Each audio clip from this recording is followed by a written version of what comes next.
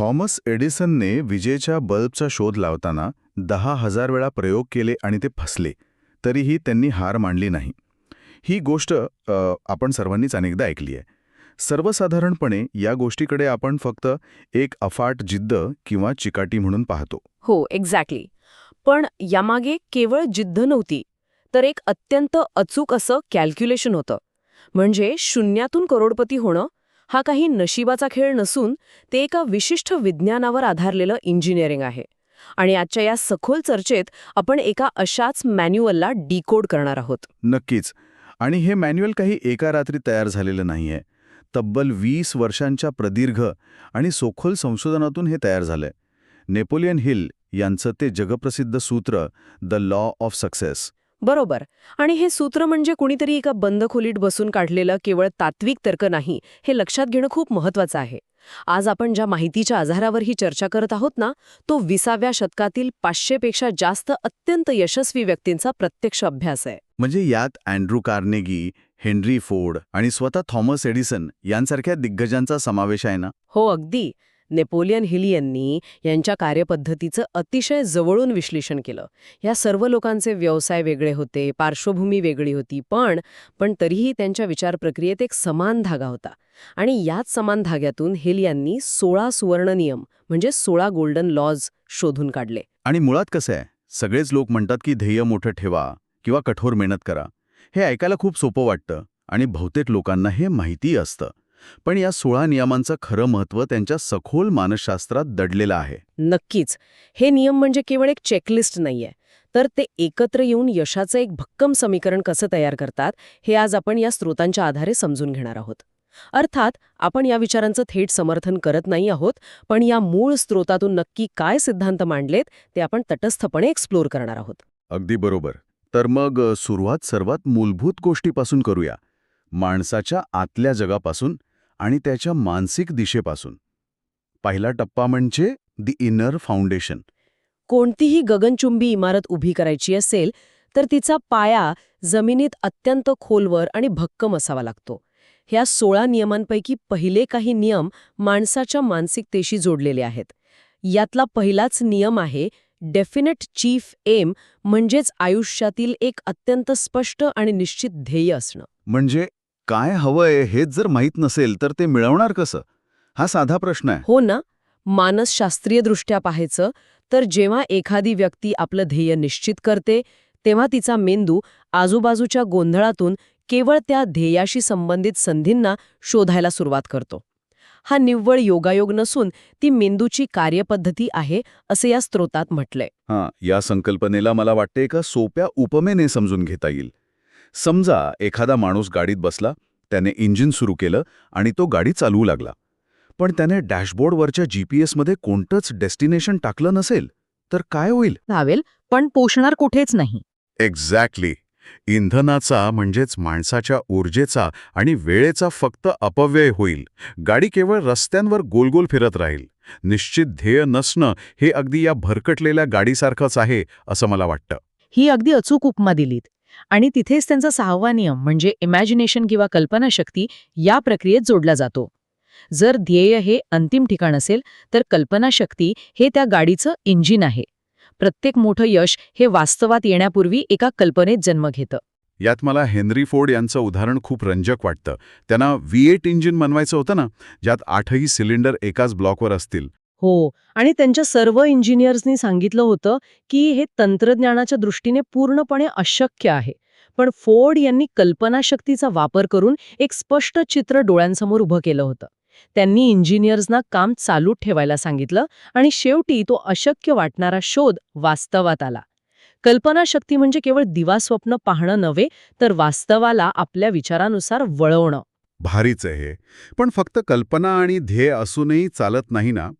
गाडीचं इंजिन आणि दिशा निश्चित असली तरी गाडी पुढे नेण्यासाठी इंधनाची गरज असतेच. आणि मला वाटतं हे इंधन म्हणजे तिसरा आणि 7वा नियम, सेल्फ कॉन्फिडन्स आणि एन्थुजियाझम. अगदी बरोबर. आत्मविश्वास आणि उत्साह. जर एखाद्या व्यक्तीकडे खूप मोठी कल्पना असेल पण मी हे करू शकेन असं स्वतःवरच विश्वास नसेल तर इतर लोक त्या व्यक्तीवर किंवा त्या कल्पनेवर विश्वास का ठेवतील? हे अतिशय तार्किक आहे.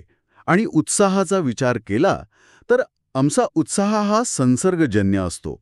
जेव्हा एखादा नेता किंवा उद्योजक स्वतःच्या कल्पनेबद्दल मनापासून उत्साही असतो, तेव्हा त्याच्या आजूबाजूचे लोकही त्याच ऊर्जेने प्रभावित होतात. हो, उत्साहाशिवाय कोणत्याही मोठ्या प्रकल्पाला गती मिळणं जवळजवळ अशक्य असतं.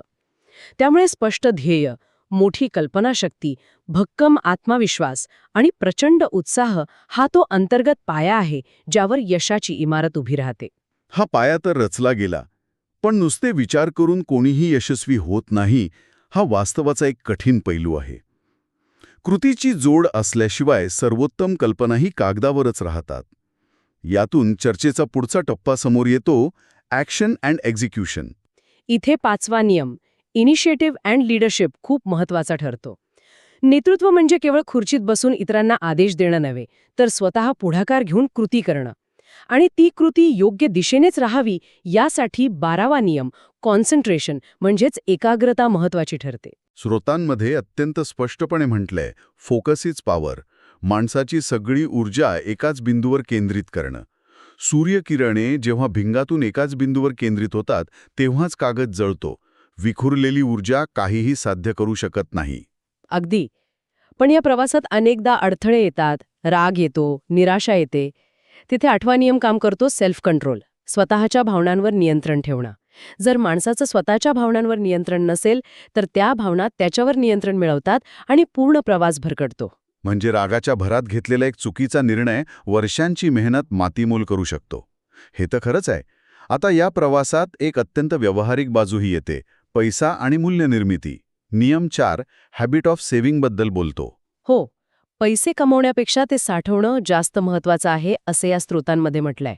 याला कण्णी saving is equal to future power असं नाव दिलंय. आणि याच्या जोडीला 9वा नियम सांगतो की doing more than paid for, म्हणजेच मिळणाऱ्या मोबदल्यापेक्षा जास्त काम करणं. Success is equal to extra effort. इथे मला एक व्यावहारिक आक्षेप घ्यावासा वाटतो. 9वा नियम सांगतो की मिळणाऱ्या मोबदल्यापेक्षा जास्त काम करा, पण आजच्या वेगवान आणि स्पर्धात्मक कॉर्पोरेट जगात, जिथे अनेकदा कंपन्या कर्मचाऱ्यांकडून आवाजवी अपेक्षा ठेवतात, तिथे हा 9वा नियम लागू केल्यास बर्नआउट होणार नाही का?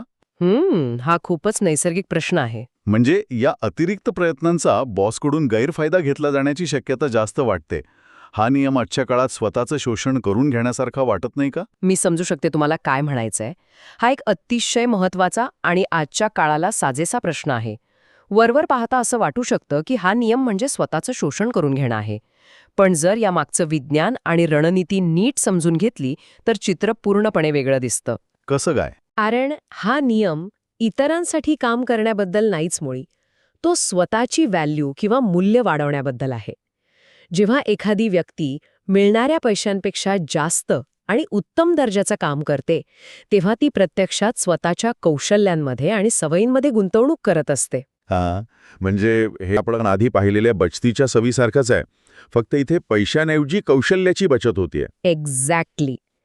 जसा वाचवलेला पैसा ही भविष्यातील आर्थिक ताकद बनते, तसाच आज केलेला अतिरिक्त प्रयत्न, शिकलेली नवीन गोष्ट ही भविष्यातील व्यावसायिक ताकद बनते.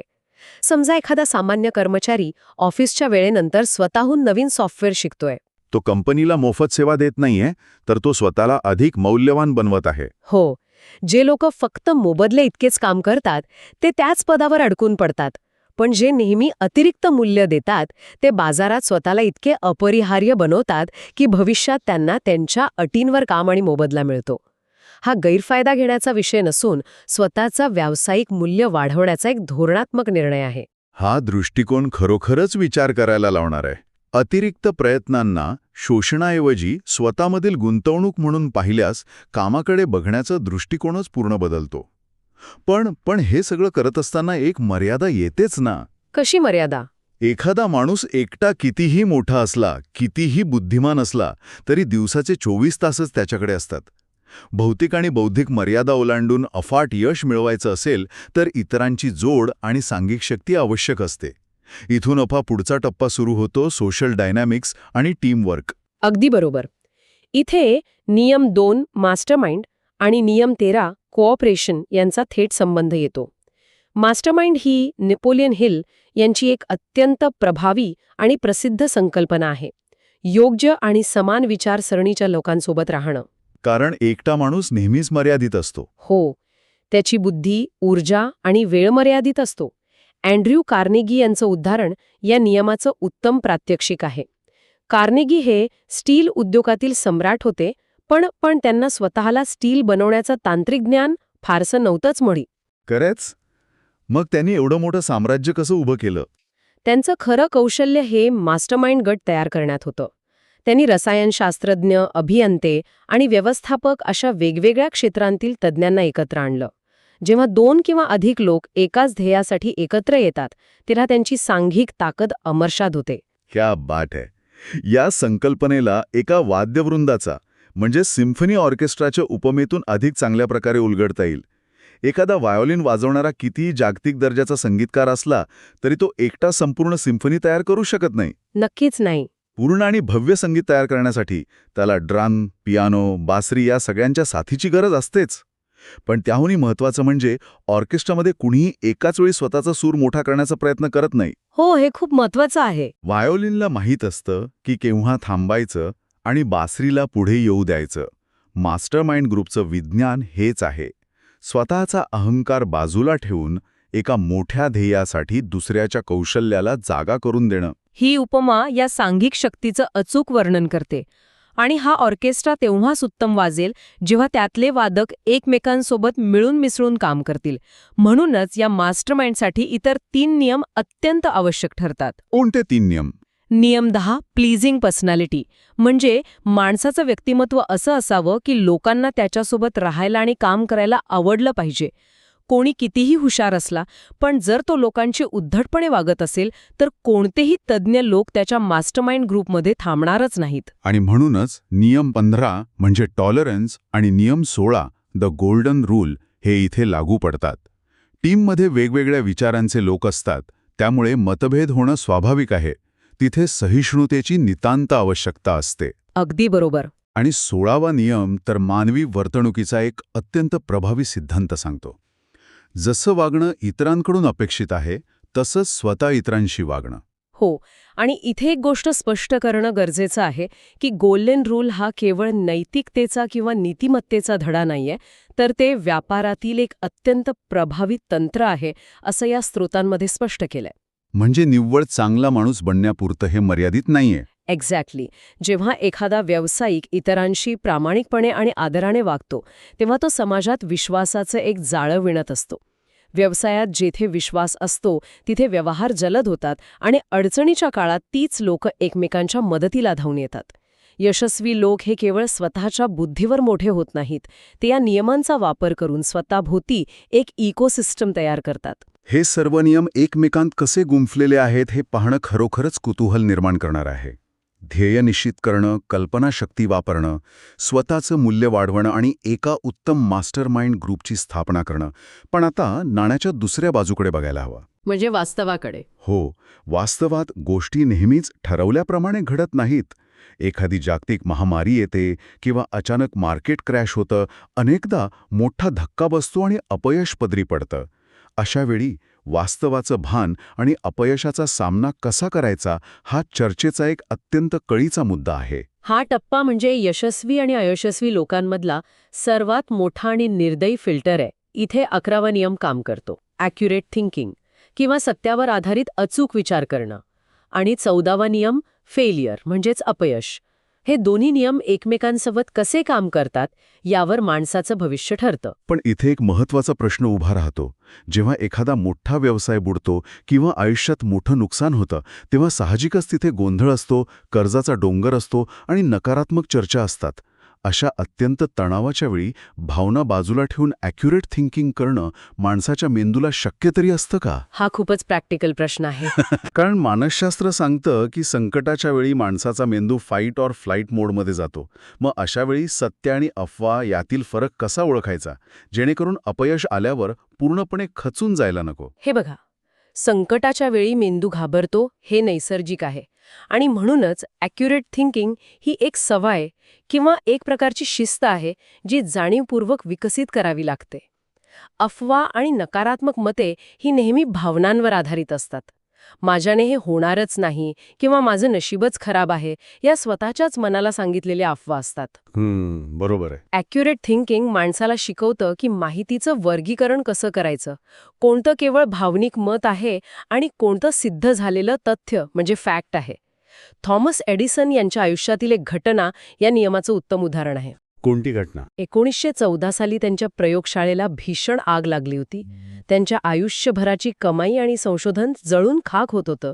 अशा वेळी रडत बसण्याऐवजी एडिसन आपल्या मुलाला म्हणाले, तुझ्या आईला बोलावून आण, अशी मोठी आग तिला पुन्हा कधीच पाहायला मिळणार नाही. अरे बापरे, हे अविश्वसनीय वाटतंय.